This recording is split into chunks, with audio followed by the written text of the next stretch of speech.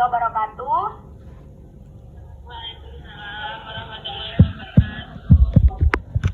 Baik, terima kasih kepada teman-teman yang sudah meluangkan waktunya untuk berdiskusi pada malam hari ini tentang membahas pemanfaatan teknologi informasi pada bidang pendidikan. Saya selaku moderator Adinda Aulia Fatihah, Fakultas Kesehatan Masyarakat, Institut Kesehatan Helvetia. Di sini saya akan membahas tentang pemanfaatan teknologi informasi pada bidang pendidikan.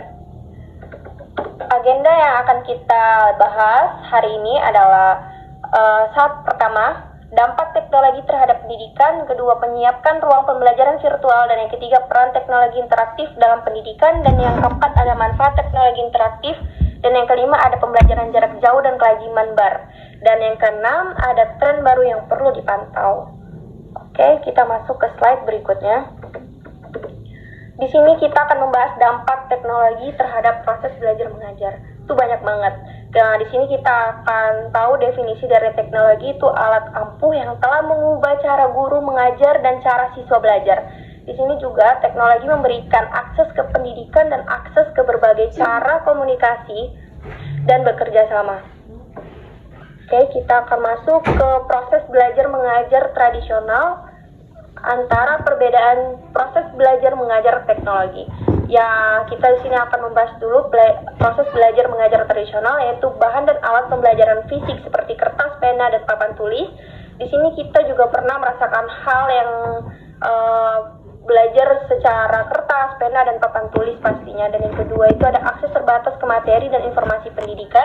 Dan yang ketiga itu ada proses belajar mengajar umumnya berlangsung di ruang kelas secara tatap muka. Dan ini kita lakukan sebelum mengenal daring pada COVID-19. Dan yang kedua ada proses belajar mengajar teknologi. Yang pertama itu ada akses yang lebih luas ke bahan dan informasi pendidikan.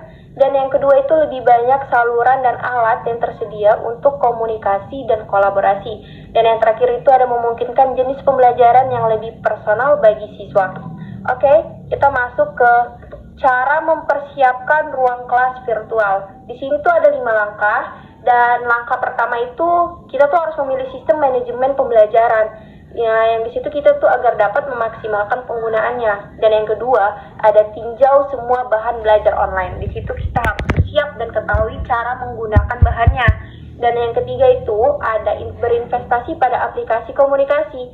Itu digunakan alat yang diperlukan untuk mengelola waktu dengan baik. Dan yang keempat itu kita tuh harus memilih platform streaming yang aman. Karena secara langsung kita tuh harus memilih platform tuh yang andal dan dapat membantu pencapaian sasaran target kita. Dan yang kelima itu juga harus memilih aplikasi yang kolaboratif untuk lingkungan pembelajaran yang mendorong kerja sama tim. Oke, maaf ada gangguan suara. Oke, kita di sini akan memasuki diagram penggunaan ruang kelas virtual di dunia. Kalian bisa lihat tuh di situ ada per Januari 2021 di mana sesi pembelajaran dilaksanakan secara online di 95% sekolah di dunia. Pada saat ini kita mengenal itu secara daring ya. Pastinya pada saat kenanya wabah COVID-19, di situ kita bisa melihat tuh di diagramnya. Bahwasannya tuh di item 1 tuh ada 20% sampai dari item 1, 2, 3 sampai ke 5 itu secara 20%. Dan tingkatnya itu semua ada 95% sekolah di dunia itu melakukan pembelajaran secara online. Yang kita kenal adalah daring. Oke, kita masuk ke peran teknologi dalam pembelajaran. Di sini tuh teknologi interaktif itu membuka banyak cara ya untuk belajar. Oke, maaf ada gangguan suara. Di mana itu teknologi interaktif itu menciptakan peluang komunikasi yang mendorong guru dan siswa itu lebih banyak berkomunikasi, berbagi, dan mendiskusikan gagasan serta berkolaborasi. Kita di sini memasuki manfaat teknologi interaktif. Ya, tentunya pasti banyak bagi guru dan siswa pastinya. Di sini kita akan memasuki manfaat bagi para guru, di mana teknologi itu membantu guru menjalankan tugas-tugasnya. Dan yang pertama itu ada memungkinkan guru untuk lebih fleksibel. Karena kita jika daring itu waktunya lebih gampang dan di mana aja juga bisa. Dan Pastinya, guru juga dapat menggunakan berbagai metode dan alat pengajaran untuk memenuhi kebutuhan pembelajaran. Dan yang kedua itu ada membantu guru lebih terhubung dengan siswa, yaitu lebih mampu berkomunikasi dengan siswa dan mendukung mereka dalam proses belajar. Dan yang ketiga itu membuka akses ke lebih banyak sumber daya dan dapat menemukan materi pembelajaran tambahan yang dapat membantu tugas mereka. Dan yang kedua ada manfaat bagi siswa, di mana itu teknologi membantu siswa memungkinkan pengalaman belajar yang lebih personal. Juga siswa lebih leluasa tuh memilih metode dan alat yang membantu mereka belajar dengan baik. Dan yang kedua, adanya peningkatan komunikasi siswa. Di situ siswa juga memiliki akses hak mereka untuk berbagai saluran yang memungkinkan mereka untuk berkomunikasi pada siapapun dan berkolaborasi dengan guru dan sesama siswa tentunya bersama teman-temannya. Dan yang ketiga itu ada membantu siswa itu untuk bersiap untuk masa depan, di mana siswa itu akan dibekali tuh untuk menyongsong masa depan secara teknologi dan akan mulai beradaptasi.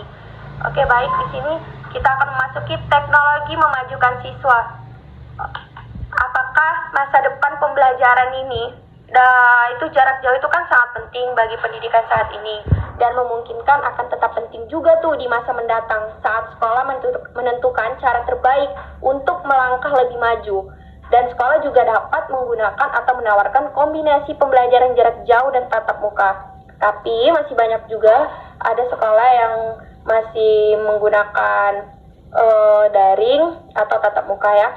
Di sini kita akan memasuki definisi dari teknologi, yang dimana tuh alat ampuh yang dapat menjadikan pendidikan lebih bermakna dan menarik bagi guru maupun siswa.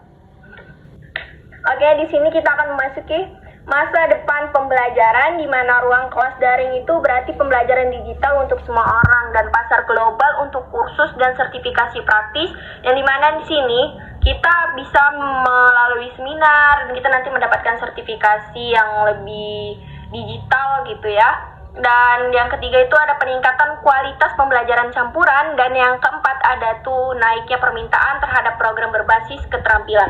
Dan yang terakhir ada investasi yang lebih besar pada teknologi interaktif dalam mengatasi kesenjangan digital.